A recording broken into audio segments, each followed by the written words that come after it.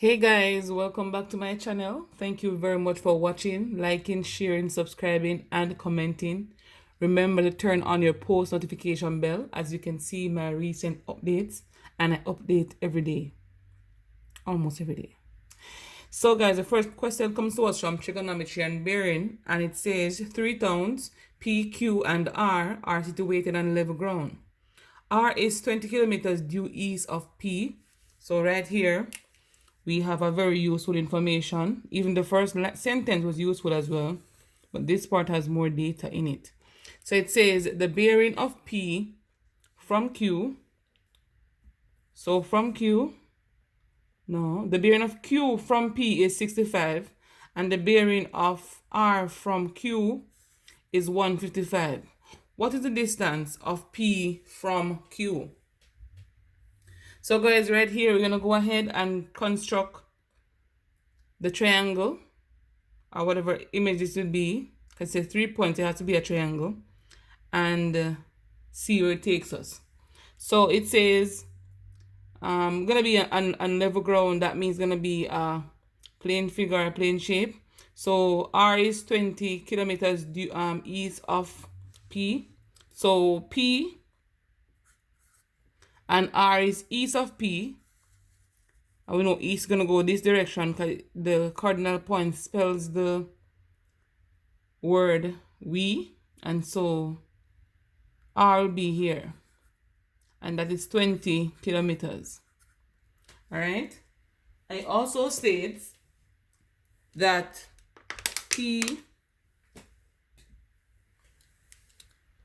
from P is 65 degrees, and so 65 degrees here is basically the bearing, and so we're going to have to go in and draw our north line at P, because it says from P, and so 65, so 60 is somewhere here. I'm not drawing this to scale, guys, so please forgive me. I think 65 is somewhere here, and so Q will be somewhere up here. All right, and so it also says the bearing of R from Q. So from Q, we're going to draw another north line. It's a different color marker. Another north line, and that should be 155 degrees.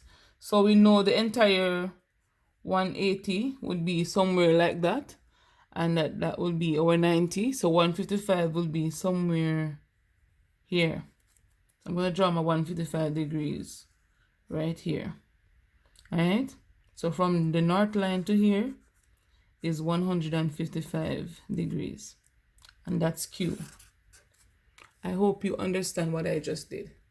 If not, leave me a comment and I'll do another question like this, or further explain it to you either on Instagram or in the message below. So guys, we have those three useful information. So all right guys, so if we observe the due east, it says due east, so due east is always a 90 degree. So if you're 65, this angle here will be 25. All right, and so if you observe this, guys, you'll see that 180 degree will fall somewhere right here. And so if here is 155, the angle here, let me use a different color marker, this angle here would be 25. All right, because 25 plus 155 will give you 180. Okay, if you look at this north line and this south line, it forms a Z angle. That means this angle is equal to this angle. And so right here is 65 degrees. I hope you're seeing that, guys. So I found the angle above. So we got 25 for this small part here. And for this angle around here, I observed the north lines and the south line to give me 65, which is going to be alternate angles. And that's how I got it. So if you should add 65 and 25, you would get 90. And so I'm going to put this figure here to complete it. And so we found the 25 at the angle here because the 65 was right here. All right. And so if we know this is 90, because 65 plus 25 gives us 90. Right here is 25. This angle here will be 65 because angles in a triangle adds up to 180 degrees. So 90, 25, 65 will give you 180. So having this, guys, we are asked to find the distance of P from Q. So we need to find this distance, PQ. So we see in our answer, they have 65 degrees to be the angle. So we are not going to be observing the angle at P, but the angle at Q. All right? So if we observe the angle at Q, guys, we realize that we're going to have to label the triangle according to where the angle is. And so to label this triangle right here, this will be the opposite side, this will be the adjacent, and this will be the hypotenuse. And so having this, we're going to do the SOHCAHTOA. And so we need PQ. We're going to be using the 20, and so it's opposite over hypotenuse, which give us sine. And so we don't even have to go any further because only one sign is in the answer. But if you want to see how they got that answer, I can surely do it for you. So the sine of 65 degrees is equal to the opposite, PQ, over 20. You multiply by 20 on both sides. So this cancels that. So PQ is equal to 20 sine 65 degrees. And the answer is at A. And that's how we get that one, guys. So let's move on to the next question. So in the Venn diagram, the shaded region represents, is it A intersect B complement, A complement intersect B, A complement intersect B complement, A complement union B complement? So let's go. So right here, we see they shade outside of the set. And so this will be, in here will be A union B. All right, in here will be A union B. So it's A union B complement. So it's everything outside of A union B. But A union, let me write in the paper. A union B complement is not a part of the solution here. So what I want you to do is to use the De Morgan's law that states A union B complement is the same thing as saying A complement intersect B complement. All right. If you had A intersect B, you do the same thing by just changing the sign in the middle. So it's going to be A complement union B complement. And so since as this set represents A union B complement, all right, we know the answer is also equal to A complement intersect B complement, which is at C. I hope this was useful to you guys, because some persons, they don't remember the De Morgan's law and we don't know what Cxc is up to, so they can put anything at us. Let's just be prepared for them. All right, guys, let's go to the next question. The next question says, in the figure, O is the center of the circle of radius 7 centimeter. Given that the length of the arc PQ, so that the arc PQ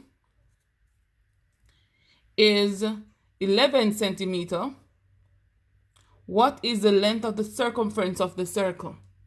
So we're talking about length of arc here and circumference.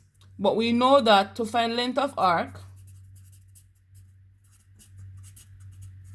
it's going to be the observed angle over 360 times the circumference of the circle. So 2 pi r or pi d could go right here where you see I have 2 pi r. But since they're talking about the radius here, I'm going to leave it as 2 pi r. Okay? So from here, we are given the length of the arc to be 11 centimeters. So 11 centimeter is equal to the observed angle. Right here, we see the little 90 degree being observed. So it's 90 over 360 times. So guys, instead of writing out 2 pi r right here, you can go ahead and leave it as it is. So it's 2 pi r because that's what we're trying to find. So I don't want us to touch this as yet. Okay? So that will be a quarter Then we're going to be multiplying by 4 on both sides. So basically it's like you're having 2 pi over 2 pi r over 4 is equal to 11, and that should give you, multiply by 4, should give you 44 centimeter to give you the circumference. And so 44 is the answer. But since as they gave you the radius, guys, and you know what pi is, you could go ahead as well and find the circumference using the formula you know. Alright? So it's up to you how you want to do it, but this is a way to do it, or the way I just spoke to you about it by saying 2 pi r times, what am I saying? So it's 2 times 22 over 7. Let me write it down. So circumference is equal to 2 pi r. So it's 2 times 22 over 7 times the radius is 7. If you cancel these two, you will get 44 for the answer. And so the circumference is 44. But if they didn't give you the radius in the question, guys, you had to use this method. But since they gave you the radius, you could also use this method.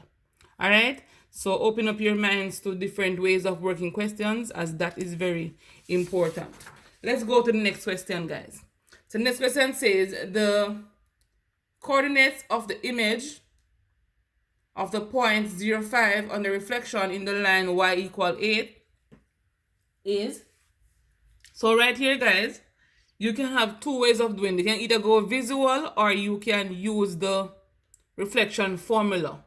And so for the reflection formula, they say that M represents reflection. Remember that? So M, where y is equal to c. So y is equal to a constant right here. Different color. Y is equal to a constant, and that constant is 8. And so MC of xy is equal to, you keep the x value and you multiply, you do this to the y value.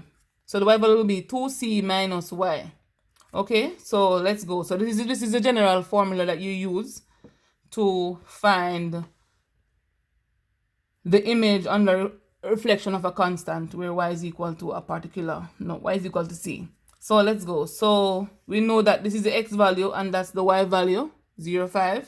And so 0 is equal, 0 comma 2 times whatever c is, and c here is 8 because that's our constant. So it's 2 times 8 minus y, and y is 5. It's going to be 2 times 8 is 16 minus 5 will give us 11. So 0, 11 will be our answer. Another way you can do this, guys, is to observe it visually. Let's say, I'm going to give you a sample here, guys. My card sheet will not be drawn to scale, but never mind. Let's look at what I'm showing you. So 0,5 is our point. So 0,5 is somewhere right here. Let's say 0,5 is here. Okay? And they said the line y is equal to 8. So this is our y-axis. And so 8 will be somewhere here. Let's say that's our 8. Okay? Y is equal to 8 right here. Between 5 and 8, remember I said it's reflected, you know, guys. So this is our mirror line here. So 5 is here and 8 is here. We have 3 units between them. Okay? And so if it's going to be reflecting, it has to go up the same amount of unit above the line. And so if it is 3 units here, have to be 3 units above the top, another 3. So 8 plus 3 will give us 11. And so 11 would be our new, where our image will be. And so again, 0, 11 will be the image. So if you can't remember how to work out this, just go visual, observe where your point is, draw your mirror line, see the distance between your object and the mirror line, which is 3, and the same distance will be above the mirror line, which is also 3. And so you basically add 3 to the 8 to give you 11. So it's 0, 11 for your answer. I hope this was useful and easy to understand. Let's go to the next question. So the translation T maps 4, 5 onto P prime. No, the translation T maps P, okay, 4, 5 onto P prime 2, 2. What is the image of Q 0, 3 under the translation T? All right, guys. So for this, we have a few things that we need to remember. This will not be given on the formula sheet, so you have to remember this one.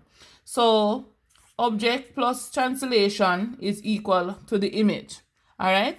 So for P, I'm going to write the P instead of O. All right. Plus T is equal to P prime, because that's our image. We're going to find the translation vector here because we're given the object and the image. So we can say that T is equal to P prime subtract P. But I know you need to know what I did right here. I just subtracted P from both sides to get T by itself. So let's go. T is equal to P prime right here, 2, 2. Subtract P right here, 4, 5. And that should give you the translation vector. Let me put TV. All right, so let's go, guys. So right here, negative 2 minus 4 is a negative 2. And 2 subtract 5 is a negative 3. So this is our translation vector. So having this translation vector and the object of Q, we can find the image. So I'm going to write it right here. So object plus translation vector is equal to the image. Object is 0, 3. The translation vector is negative 2, negative 3. All right? To give you the image. So 0 plus negative 2 is a negative 2.